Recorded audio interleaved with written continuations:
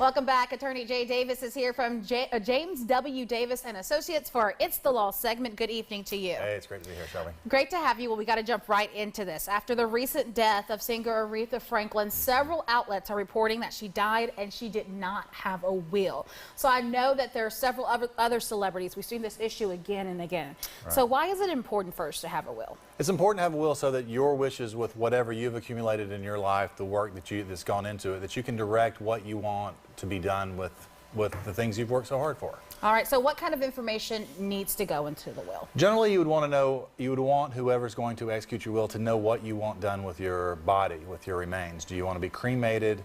Do you want to be buried? Do you want to be in a certain place? Do you want to be buried next to someone? Those types of things are things that you can put in a will, direct somebody to do, and that's a part of executing that, so they would be able to do what you would like to have done with your body. All right, and we were just talking, Aretha, she was sick, so you would think that she was putting this will together, but how often should you change or update your will? Generally, we like to make wills that don't need often updating. I was talking with someone today, as a matter of fact, about a will, and one of the things I was saying is you don't necessarily want to list the particular property that you have, the home that you live on, the live-in, or the car that you're driving, because that might change, and you don't have to update a will and go, I want my car that I'm driving to go to a certain person. That's fine.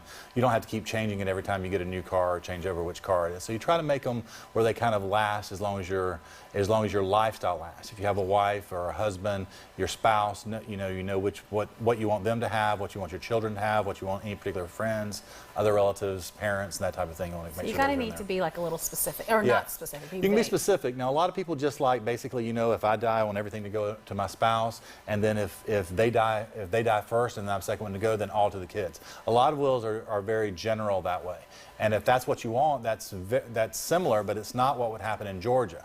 It's also important in her case, and in a lot of people's cases, where is your actual residence? Because that may be the state's law that governs what happens if you don't have a will.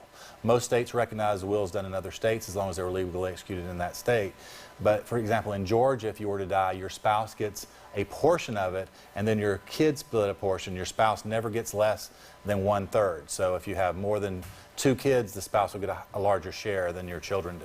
All right, great to know. Well, Jay, thank you so much for being with us this evening. Great to be here. If you ever have a question that you want answered or any kind of topic for Jay, just send us an email to itsthelaw@41nbc.com.